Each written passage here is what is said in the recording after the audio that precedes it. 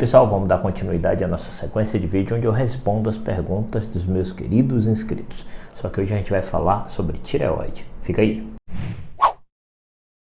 Eu sou o Dr. Márcio Fernandes, cirurgião geral e cirurgião de cabeça e pescoço, nesse canal destinado ao mundo da cirurgia, sem enrolação. E a primeira pergunta que nós vamos responder é da Ana Paula. E ela fala: oi doutor, tenho um nódulo de tireoide do lado esquerdo, benigno, Bethesda 2. Bethesda 2 é o nódulo que é benigno da tireoide, é o resultado benigno, tá? Depois da punção. Mas estou com vários sintomas. Sinto meu rosto formigando em alguns pontos do rosto. Estou sentindo desconforto nos linfonodos, que é conhecido como lândras, como ela está me falando, dores no corpo, coração acelerado e às vezes o cabelo caindo. Pessoal, funciona da seguinte forma. Ela está me dizendo que ainda tem tireoide. Por quê?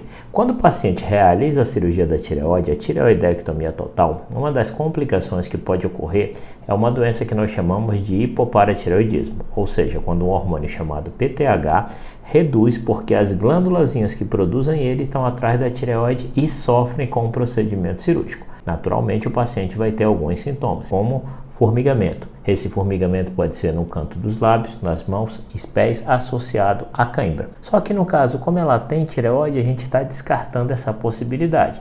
Mas isso não quer dizer que ela não possa ter doença similar e possa estar gerando esse tipo de sintoma.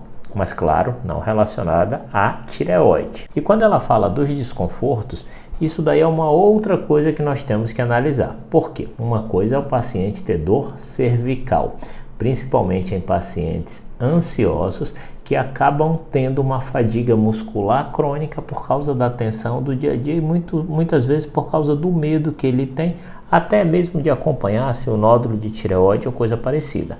É claro que não é a primeira coisa que a gente vai pensar sempre. Então, sempre que o paciente tem um desconforto, ele tem que fazer exames de imagem. No caso do pescoço, o melhor é o ultrassom, para a gente avaliar se existe alguma coisa alterada que justifique aquele desconforto no pescoço. Lembrando que o paciente que tem refluxo também é uma causa de desconforto no pescoço, tá bom? A outra pergunta está escrito Natsu 666 e ela pergunta: eu engasgo muito na madrugada, é normal? Não, não é normal. Dor não é normal, se engasgar pela madrugada não é normal. Porém, não quer dizer que seja algo grave. Então, numa boa parte das vezes, pacientes que têm refluxo pode ter uma sensação de sufocamento noturno. Quando ele come alguma coisa em exagero, uma quantidade de líquido muito grande ou até de alimento, e aí, por causa do refluxo, aquilo volta, é como se ele estivesse se afogando, se engasgando, da crise de tosse e tudo mais. Mas isso devido ao refluxo. Não é normal, tem que avaliar. Agora vamos responder a pergunta da Inês Vaz. Tireoide, hipertireoidismo, emagrece? Sim, emagrece. Mas vamos lá. Não só tireoide. Tireoide em si todos nós temos, ou quem não tem, tem que fazer a reposição com hormônio, tá? Então não é o fato de ter tireoide que vai emagrecer. Mas quando ela fala hipertireoidismo, o que é o hipertireoidismo? É uma doença que os hormônios da tireoide estão sendo produzidos em quantidade elevada. Então imagine um volume, a tireoide quando aumenta, tudo no nosso corpo acelera. Contratura muscular, coração, você fica agitado como se fosse um esquilo depois de tomar café. Naturalmente você vai perder peso, é como se você estivesse malhando, dormindo, porque o coração, o corpo não para de queimar caloria. Consequentemente, você vai emagrecer porque tem o hipertireoidismo. E claro que isso não é benéfico, pessoal. Mesmo que as pessoas queiram emagrecer, isso é uma doença e precisa ser tratada. Agora vamos falar com a Silene Miranda. Doutor, boa tarde. Eu fiz essa punção, deu Bethesda 1, que é inconclusivo. Sigo com engasgo, rouquidão, sempre tenho dúvida qual indicação. Olha só, vamos lá. Quando o paciente fala engasgo, rouquidão, ele sempre quer associar isso a um nódulo de tireoide. Mas nós sabemos que raramente um nódulo de tireoide vai causar dificuldade para engolir e principalmente rouquidão. Para um nódulo causar dificuldade para engolir, ele tem que ser realmente bastante volumoso e ele já estaria aparente no pescoço. Só que a gente sabe que a maioria não vai gerar esse tipo de sintoma. Quando o paciente faz uma punção que dá um resultado Bethesda 1, o que significa isso? Significa que a punção não colheu material com a qualidade suficiente para um resultado eficiente. É como se tivesse dado errado a punção. Consequentemente, se você tem uma punção Bethesda 1, você tem que repetir essa punção depois de 4 meses para caracterizar que tipo de nódulo você tem, se um nódulo benigno ou não. Claro que o fato de você estar investigando isso não significa que você está investigando a sua rouquidão e o seu engasgo, que deve ser investigado separadamente, porque na maioria das vezes não vai estar associado com seu nódulo. Agora vamos responder a pergunta da Adriana. A Adriana fala: fiz a punção e deu linfócitos raros, o que significa? Adriana, essa determinação está fora de contexto. Quando a gente faz uma punção, e aqui eu vou falar do sistema Bethesda, que é a classificação da punção dos nódulos de tireoide. Como antes era tudo descrito de qualquer jeito, gerava muita confusão na conduta que o cirurgião ia ter.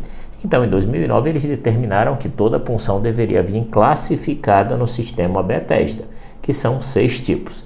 E aí, por isso que vem em numeração o resultado. Assim como foi dito que deu o Bethesda 2, que era o benigno, assim como a colega agora há pouco perguntou sobre o Bethesda 1, que é insuficiente. Então, nós não utilizamos essa denominação para chegar a uma conclusão, tá bom? Agora vamos para a pergunta da Helenice, uma pergunta interessante. Tenho o 4, o que ela quer dizer com o 4? Bethesda 4, lembra que eu falei da classificação da punção de nódulo tireoidiano. E o Bethesda 4 significa suspeita para neoplasia folicular. E ela fala: é suspeito, vou ter que marcar a cirurgia para retirar a tireoide toda. Estou muito apreensiva e depois o médico me falou que vou tomar iodoterapia. Helenice, não quer dizer que você vai precisar tomar iodoterapia. Até porque o objetivo da sua cirurgia não é para tratar câncer de tireoide. Quando a gente tem um Bethesda 4, a gente tem uma chance de câncer de tireoide de 35%. Porém, esse tipo de tumor, o folicular, nenhum tipo de punção no mundo vai conseguir definir se ele é câncer ou não apenas com a punção. E é por esse motivo que nós indicamos a cirurgia, justamente para confirmar se esse seu nódulo se trata de um câncer ou se trata de um nódulo benigno. Lembrando que, pela questão estatística, a maior chance é que ele seja benigno e não câncer. E não se faz iodoterapia para nódulo benigno. Então não tem como saber se você vai fazer iodoterapia. E a outra questão é que um nódulo Bethesda 4, dependendo do tamanho do nódulo, e se ele for apenas em um dos lados da tireoide e o outro lado tiver limpo, sem nódulos, também pode ser tentado realizar uma cirurgia mais regrada, uma cirurgia parcial, que beneficia muito o paciente. Conseguiu entender? Você não vai fazer cirurgia para câncer, você vai fazer uma cirurgia para dar diagnóstico. E agora vamos responder a pergunta da Mari. Boa noite, doutor. Tudo bem? Tenho uma pergunta. É normal coçar em cima da cirurgia e dos lados? Já estou com 1 mês e 5 dias. Mari, sim, é completamente normal. Durante o processo de cicatrização, isso independente de ser tireoide, vesícula, hérnia, qualquer processo de cicatrização de uma ferida, uma das moléculas que participa desse processo de cicatrização também induz a coceira na pele. E é por isso que dá aquela coceira.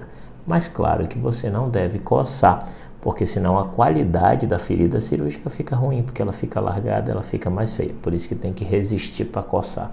E só ficar passando a mãozinha assim para ficar diminuindo aquela sensação de coceira. Conseguiu entender? Gostaram do estilo de vídeo? Para aqueles pacientes que precisam de informação sobre o tema tireoide, coloque seus comentários aí, fazendo sua pergunta, que o próximo vídeo que eu vou fazer, eu vou justamente utilizar as perguntas de vocês para fazer o próximo vídeo, tá bom? E qual é o objetivo? Tentar ajudar a maior quantidade de pessoas tirando as suas dúvidas, que é o que eu faço lá no Instagram todo santo dia.